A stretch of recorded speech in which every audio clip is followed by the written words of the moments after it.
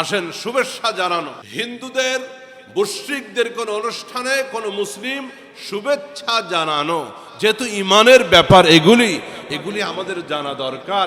দেখবেন হাজার হাজার লক্ষ লক্ষ মুসলিমের সন্তান এই পূজার মণ্ডপে গিয়ে তাদের অনুষ্ঠানে অংশগ্রহণ করে।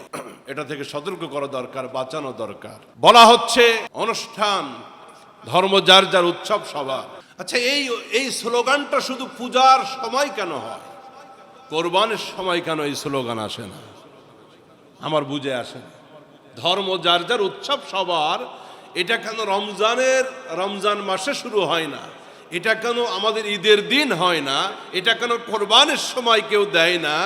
এই স্লোগান শুধুই পূজার সময় কেন? তার কারণ হলো, তার কারণ আছে। তার কারণ হলো ভোটের মুআমালা।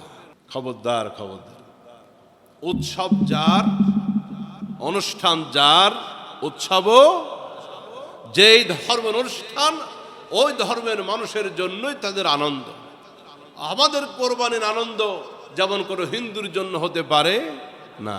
কোনো হিন্দু আমাদের ঈদগাহে আসে, তাহলে আপনি কেন তাদের অনুষ্ঠানে যাবেন? আমি শুরুতে বলেছি তাদের অনুষ্ঠান তারা পালন করুক, আমাদের কোনো বাধা নাই। কিন্তু আপনি মুসলিম হয়ে কেন বিধর্মী এই শিরিকের অনুষ্ঠানে যাবেন?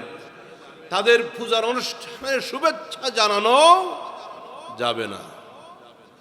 আপনি ভোটে দাঁড়িয়েছেন দেখে আপনি শারদীয় দুর্গা পূজার শুভেচ্ছা লাগায়া রাস্তার উপরে ব্যানার দিয়ে ছবি দিয়ে রেখে দিলেন।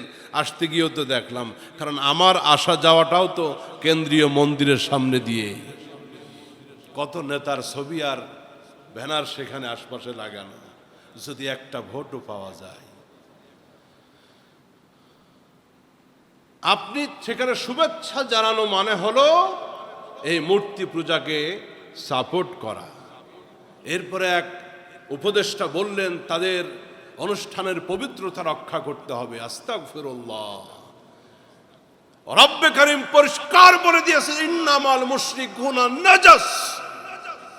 যারা মুশরিক তারা নাপাক, তাদের অনুষ্ঠান, তাদের মূর্তি সব কিছু নাপাক।